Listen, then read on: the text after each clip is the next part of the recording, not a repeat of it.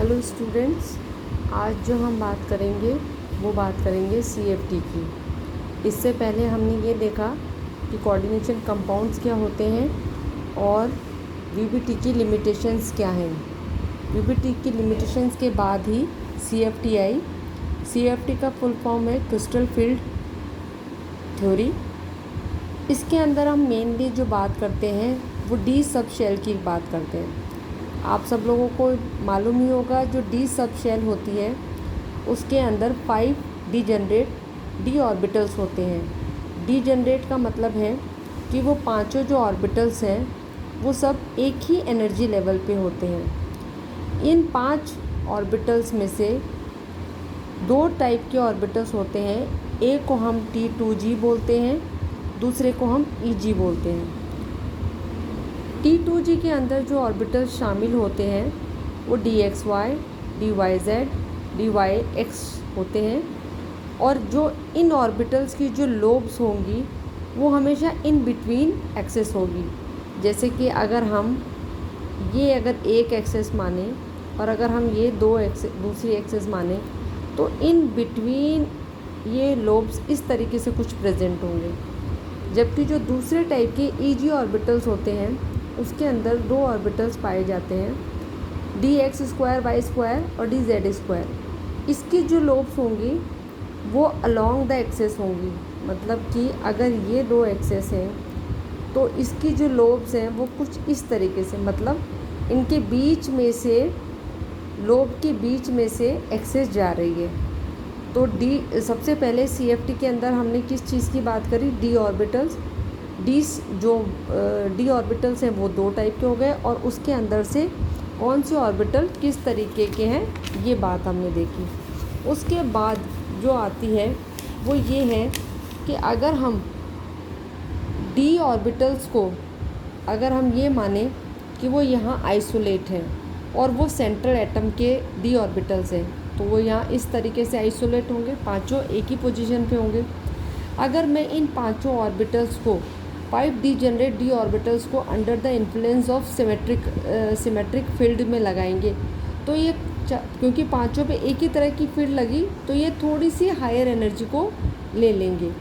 उसके बाद क्या होगा, अगर हमने और फील्ड अप्लाई किया तो जो 2TG होंगे वो अपनी एनर्जी से कुछ कम पर आ जाएंगे और जो EG होंगे वो अपनी एनर्जी से कुछ ज़्यादा पर आ जाएंगे। इस वाली स्प्लिटिंग को हम कहते हैं ऑक्टाहेड्रल स्प्लिटिंग। और हम मान लेते हैं कि XY और YY के कॉम्प्लेक्सेस में ZZ को बढ़ा हुआ बताया गया है, क्योंकि लिगेंड दूर हैं तो इनके बीच में रिपल्शन कम, एनर्जी कम। यानी कि हम ये मान रहे हैं कि जो X में है और Y में है वो ऑर्बिटल्स में एनर्जी कम होगी क्योंकि वहाँ रिपल्शन कम है। इसी तरीके से अगर हम इसमें और एनर्जी लगाएंगे, अच्छा यहाँ एक और बात आपको करनी होगी कि इसके बीच में जो एनर्जी गैप होगा वो कितने का होगा। तो जो इनका एनर्जी गैप होता है उसे हम डेल नॉट से शो करते हैं या 10dq से शो करते हैं। जो एनर्जी नीचे आती है वो आती है -4dq आएगी, और जो जितनी एनर्जी से ये बढ़े हैं उनको हम +6dq बोले या 0.6 डेल नॉट बोले, इसको भी 0.4 डेल नॉट, इस तरीके से रिप्रेजेंट किया जाता है। तो इस तरीके से हमने जो इसके अंदर स्प्लिटिंग होगी उसे हम कहेंगे ऑक्टाहेड्रल। कुछ इसी तरीके की स्प्लिटिंग इसमें तब होगी जब हम ये देखेंगे हमने इसमें थोड़ी सिमेट्रिकल फील्ड लगाई तो ये अपनी एनर्जी से थोड़ा ऊपर चले जाते हैं। लेकिन इस कंडीशन में जो स्प्लिटिंग होगी वो इसकी जस्ट अपोजिट होगी। यहाँ जो T2G नीचे आया था और EG ऊपर गया था, इस केस में EG नीचे आएगा और T2G ऊपर जाएगा। लेकिन ये टेट्राहेड्रल स्प्लिटिंग है। इस केस में हम इस स्प्लिटिंग को E और T2 ही बोलेंगे। इन ऑर्बिटल्स को, इनके आगे जो G लगता है वो हट जाता है। अब इसके जो रिप्रेजेंटेशन होगा वो कुछ इस तरीके से होगा, +0.4 डेल्टा T बोलेंगे। वहाँ हम डेल नॉट या डेल ज़ीरो बोल रहे थे। और इस कंडीशन में 4 DQ बोलेंगे।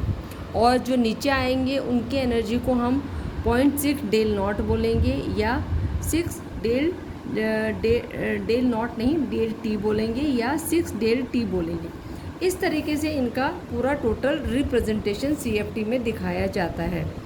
इसके बाद जो बात आती है वो ये आती है, और इसके अंदर अगर हम और एनर्जी लगाते हैं तो एक स्प्लिटिंग तो तब है जब ऑक्टाहेड्रल फील्ड लगी है, एक स्प्लिटिंग तब है जब उसे हमने टेट्राहेड्रल कहा है। तीसरी जो स्प्लिटिंग होती है वो है स्क्वायर प्लेनर स्प्लिटिंग।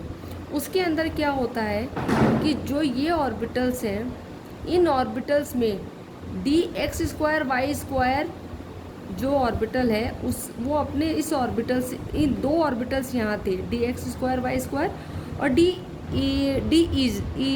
z²। जो z² वाला ऑर्बिटल्स है वो नीचे आ जाता है और gx²y² वाला ऑर्बिटल ऊपर चला जाता है। कुछ इसी तरीके से इसमें होता है।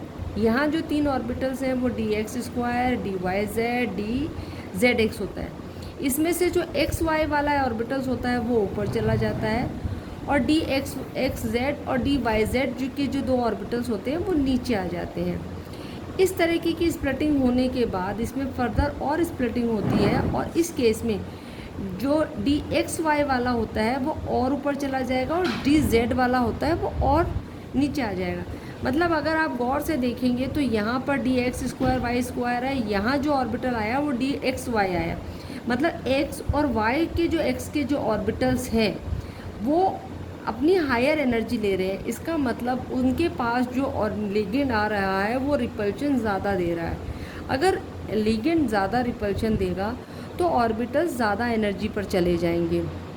इसका मतलब यहाँ पर आने वाले ऑर्बिटल इस कंडीशन में ज़्यादा रिपल्शन फील करते हैं। सेम वही चीज़ अगर आप यहाँ देखेंगे, नीचे आने वाले ऑर्बिटल्स में जो ऑर्बिटल्स हैं वो dxz आ गए, dyz आ गए, और इधर से अगर आप गौर से देखेंगे तो dz² आ गया। मतलब कि यहाँ पर जो z एक्सिस पर जो लिगेंड आएंगे वो कम रिपल्शन फील करेंगे।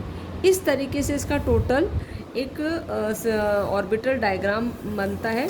इसमें जो एक चीज़ और आती है वो अब ये आएगी, अगर हम क्रिस्टल फील्ड ऑर्डर देखेंगे तो वो कुछ इस तरीके से आएगा कि स्क्वायर प्लेनर की जो एनर्जी होगी वो सबसे ज़्यादा निकलेगी, फिर टेट्राहेड्रल की निकलेगी, फिर ऑक्टाहेड्रल की निकलेगी, और उसके बाद टेट्रागोनल की निकलेगी। तो इस तरीके से इनकी एनर्जी इस वाले डायग्राम को देख के हम डिसाइड कर सकते हैं।